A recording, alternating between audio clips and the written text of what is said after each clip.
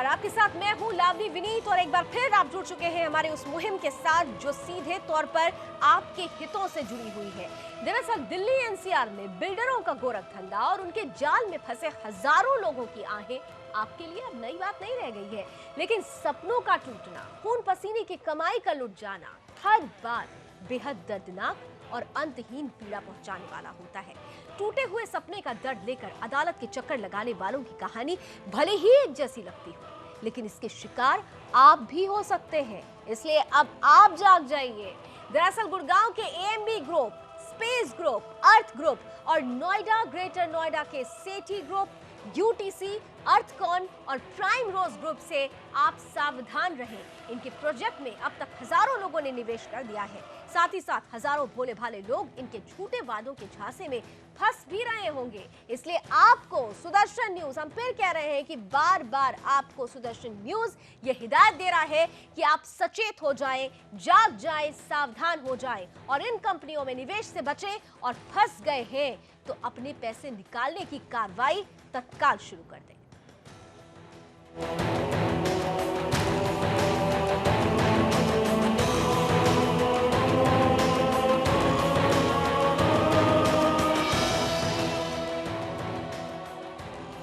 Sudarshan news आज इकबाल की NCR में रियल एस्टेट कंपनियों में काली कमाई को खपाने की पड़ताल लगातार कर रहा है और इसी कड़ी में गुड़गांव में selfie square, selfie street, AMB corporate, AMB commercial project को चलाने वाली एएमबी ग्रुप की पड़ताल जब हमने केंद्र में रखकर की तो इसमें खास बात ये निकली कि ये ग्राहकों से जिस VS Real Project Private Limited की कंपनी के नाम से चेक लेती है उसमें भी डायरेक्टर मनोज सेठी और सौरभ मुकुंद हैं। इसलिए सुदर्शन न्यूज ने VS Real Project Private Limited company के रजिस्टर्ड कार्यालय की जब पड़ताल की तो एक पता गायब मिला और दूसरे पते पर कंपनी की जगह रिहायशी बंगला मिला।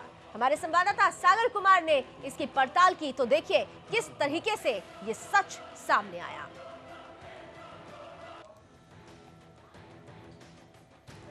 सुदर्शन न्यूज़ जो है वो भंडाफोड़ करता आ रहा है। अब देखा है कि जिस तरह से लगातार हाजी इकबाल ने गुड़गांव की जिस फ्रंट कंपनी में काली कमाई लगाई है उसका नाम एएमबी ग्रुप है, लेकिन ये कंपनी जो है वो ग्राहकों से वीएसएल प्रोजेक्ट्स प्राइवेट लिमिटेड के नाम से चेक लेती हैं, जिसके डायरेक्टर जो हैं खुद मनोज सेठी और सौरभ मुकुंद ही हैं, यानी कि वीएस रियल प्रोजेक्ट्स के नाम से लेते हैं। और ये वही मनोज सेठी जी का घर है, 74 यानी बेसमेंट यहीं से ही है। यानी कि अब देखना होगा कि किस तरह से और जगह पर हाजी इकबाल के जो काली कमाई है प्रोजेक्ट्स के अंदर किस तरह से लोगों के साथ जो ठगी है वो यहाँ पर कर रहे हैं। कैमरामैन चंदन के साथ सागर कुमार, सुदर्शन। ये W9 है, ठीक है, और ये W9 जो है वो किंगडम ऑफ किड्स के नाम है। आगे चलो चाचा थोड़ा।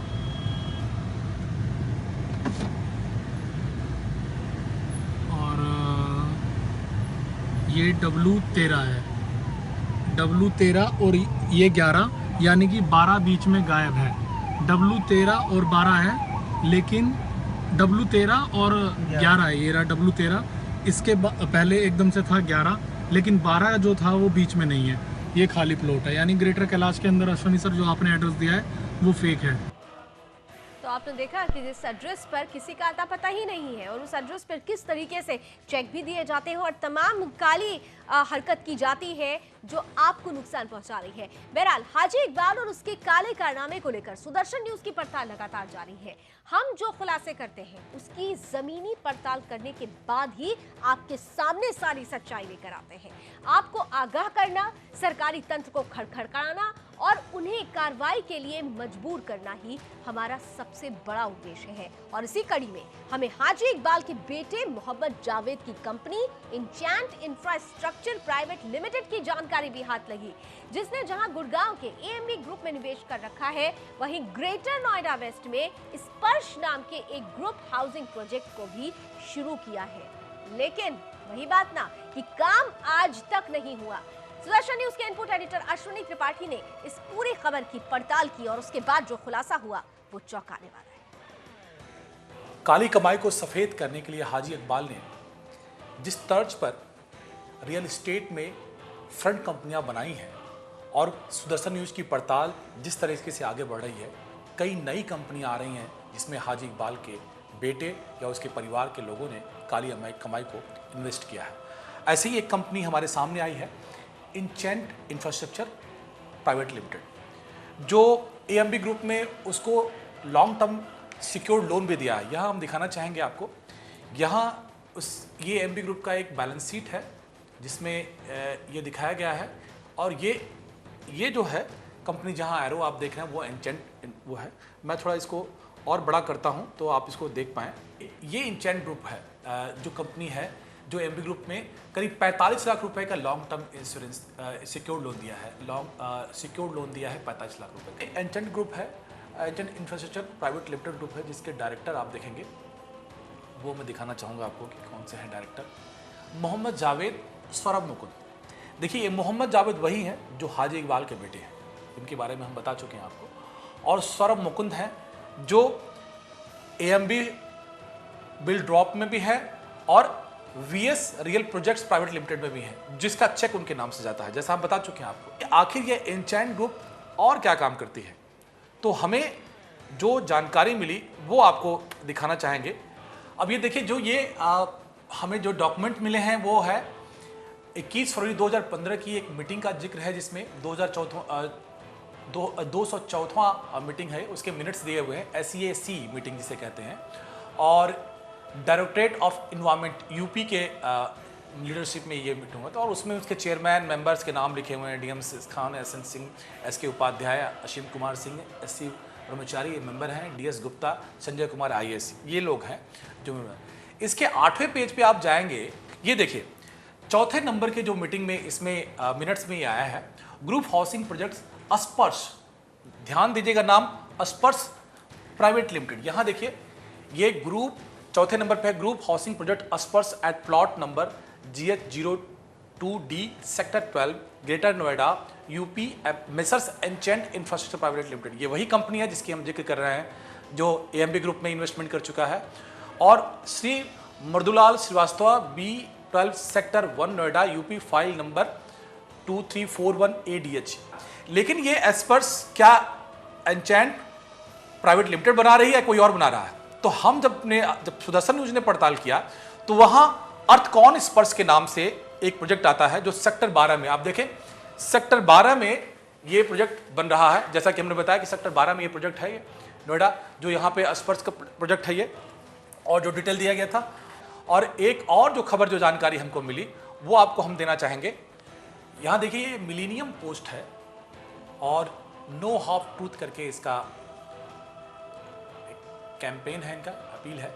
और ये 18 मार्च 2017 को 12:26 पे इन्होंने ग्रेटर नोएडा की ये रिपोर्टिंग की है। राहुल सिंह है, इन्होंने लिखा year after land allotment 7 builders yet to start construction, GNG Greater Noida to initiate stringent action. अब वो देखिए क्या एक्शन लेने की बात कही है और किनको अल्टीमेटम दिया है, वो क्या है वो। ये देखिए, इसमें कहा गया कि 7 लोगों को ये कहा गया है और अल्टीमेटम दिया गया है, और उसमें से क्या नाम है, the 7 builders includes enchant infrastructure private limited. ये वही कंपनी है जिसके डायरेक्टर जावेद साहब हैं और सौरभ मुकुंद साहब हैं, जिसको अल्टीमेटम दिया गया है कि 7 सालों में आपने कोई कंस्ट्रक्शन नहीं किया है। तो ये स्थिति है। लेकिन अगर ये कंपनी स्पर्श अर्थकॉन को बनाने के लिए दे रही है, जैसा कि मैंने आपको बताया था कि अर्थकॉन में ये बनाने के लिए कह रहे हैं, और ये ऑफर कर रहे हैं 25 लाख से लेकर के 55-60 लाख तक के फ्लैट ऑफर कर रहे हैं। ये करीब 3.5 एकड़ में ये इनका ये प्रोजेक्ट था जो अर्थकॉन बना रही है। लेकिन एक बार आप जानना जरूर चाहेंगे कि अर्थकॉन है, अर्थकॉन में कौन डायरेक्टर हैं जो कर रहे हैं। ये अर्थकॉन कंस्ट्रक्शन प्राइवेट लिमिटेड है, जिसके डायरेक्टर भी आपको दिखाना चाहूंगा। इस लैंड के मालिक एक तरह से कह सकते हैं, या जो लैंड इन्होंने नोएडा अथॉरिटी से, ग्रेटर नोएडा अथॉरिटी से लिया वो तो जावेद की और सौरभ मुकुंद की कंपनी है। लेकिन जो बनाने के लिए कह रहे हैं वो अर्थकॉन कंस्ट्रक्शन प्राइवेट लिमिटेड कंपनी है, जिसके डायरेक्टर हैं तनवीर उबैद, सब्दाब खान और मोहम्मद शुएब साहब हैं। ये लोग हैं इसके डायरेक्टर हैं। यानी फ्रंट पे यहाँ भी एक कंपनी आपको अर्थकॉन दिख रही है, पीछे एंचॉन्ट है, और एंचॉन्ट के मालिक आप देख रहे हैं कि यहाँ भी कोशिशें की गई है। हालांकि प्रोजेक्ट में अभी डेवलपमेंट क्या है ज़मीनी हकीकत क्या है वो आपको हम दिखाएंगे और अपने खुद जाकर के वहाँ की आपको रिपोर्टिंग देंगे। लेकिन हमारी यही कोशिश है कि जितनी भी कंपनियां जो बना करके फ्रंट कंपनियों में काले धन को लगाया गया है हाजी इकबाल के जरिए, जो फ्रंट कंपनियां बना करके, जैसे अर्थकॉन यहाँ दिख रही है, वहाँ एएमबी दिख रही थी गुड़गांव में, और यूटीसी कोड 60 आपको ग्रेटर नोएडा में एक जो प्रोजेक्ट आपको यूटीसी के नाम से वो है, वहाँ पे ग्रैंड पीक इंफ्रास्ट्रक्चर का पीछे लगा हुआ पैसा, सारी कंपनियां हाजी इकबाल की हैं। तो हम यही आपको बार बार कह रहे हैं कि इन सारी कंपनियों को आपके सामने खोल कर रख देंगे कि पैसा इसमें किसका लगा है और आपका जो निवेश है और आपका सपना, जो घर और दुकान का जो सपना है वो कितने जोखिम में है। ये एक बड़ा एक खतरे की बात जो आपको हम बार बार बताना चाहते हैं और आपको आगाह कर रहे हैं कि हम उन सारे कंपनियों के नाम बताएंगे जहां पे आप निवेश से बचें या अगर निवेश कर चुके हैं तो उससे बाहर आए। अशोक त्रिपाठी, सुदर्शन न्यूज, नोएडा। तो देखा आपने किस तरीके से आपके सपनों की कमाई इन तमाम प्रोजेक्ट्स में फंस चुकी है, और ऐसे में ये वो प्रोजेक्ट्स हैं जो अपना फायदा तो देख रहे हैं लेकिन आपको घाटे की जिंदगी जीने के लिए मजबूर कर रहे हैं। इसलिए हम कह रहे हैं कि जाग जाइए, सावधान हो जाइए, सतर्क हो जाइए, क्योंकि हाजी इकबाल बाला की नजर आपके खजाने पर है, आपके सपनों पर है। कैसे और क्या खुलासा हम कर सकते हैं और क्या कुछ आपके लिए खास हो सकता है, ब्रेक के बाद हम अपनी विशेष पेशकश को जारी रखेंगे।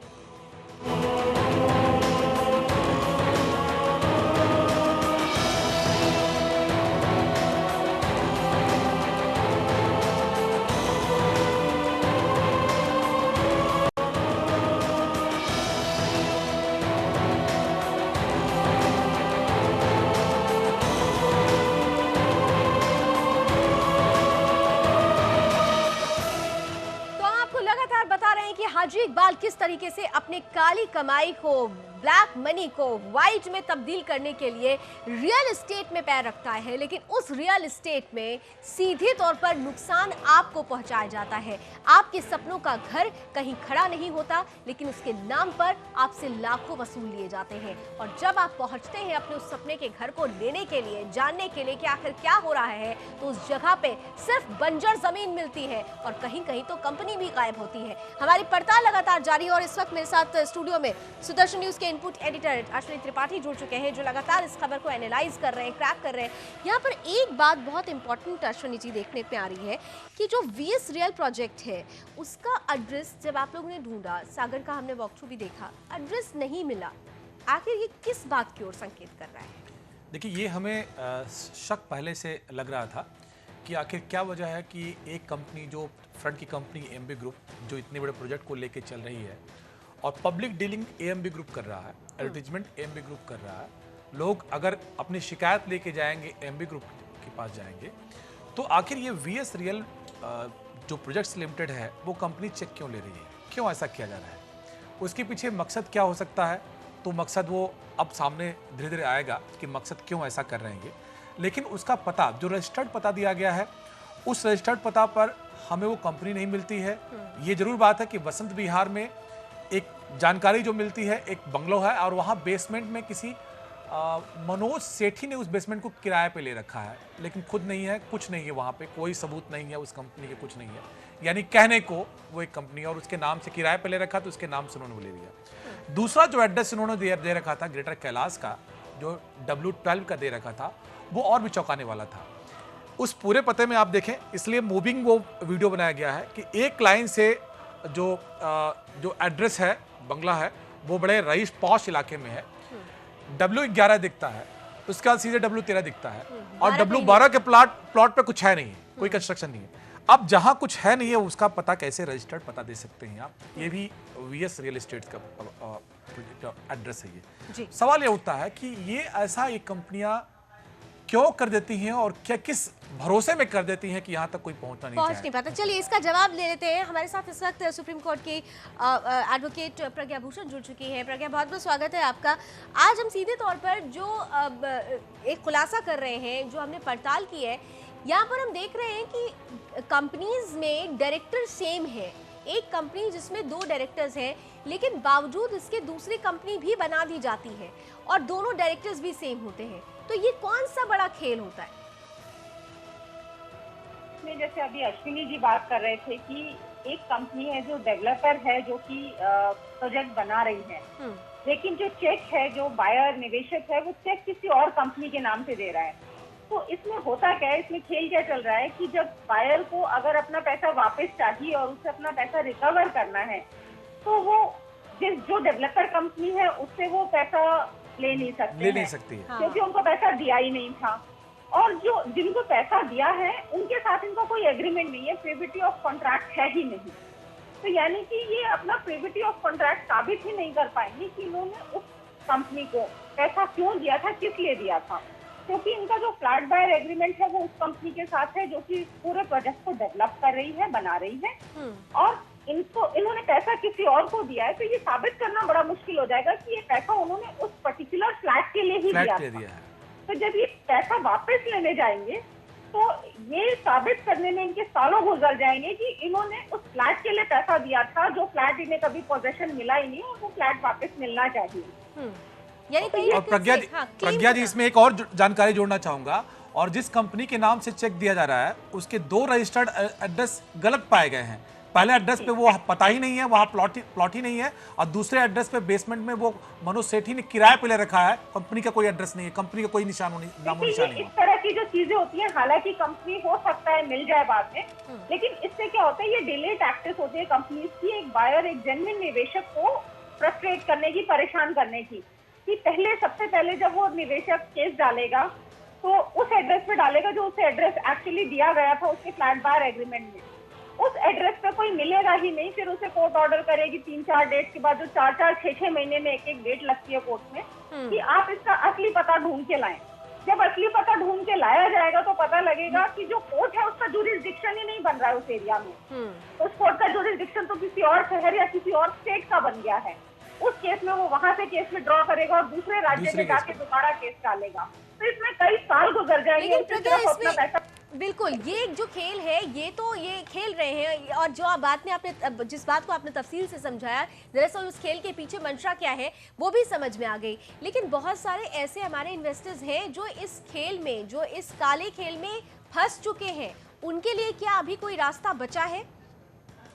देखिए, इसका सबसे जो फास्ट और आसान रास्ता होगा कि इनके खिलाफ सीधा FIR करवाई जाए फर्जीवाड़े के लिए, कि इनके साथ जो फर्जीवाड़े का खेल ये सारे बिल्डर्स लोग मिलके खेल रहे हैं, इनके साथ जो फ्रॉड किए गए हैं, उसके बेसिस पे सीधा FIR होनी चाहिए इन बिल्डर्स के खिलाफ, ताकि सीधा पुलिस उन्हें पकड़े और पुलिस अपनी जुरिस्डिक्शन तय करती रहेगी और सीधा इंक्वायरी होनी चाहिए ऐसे लोगों। यहाँ पे प्रज्ञा मैं एक सवाल जरूर करूंगी, क्योंकि एज अ ले मैन ये जरूर समझ में लोग जानना चाहेंगे कि अगर FIR दर्ज भी कराते हैं तो उस फ्रॉड को प्रूफ कैसे किया जाएगा, क्योंकि कंपनीज तो कई बना दी गई है, उसको प्रूफ कैसे किया जाएगा, वो क्या एविडेंस होगा?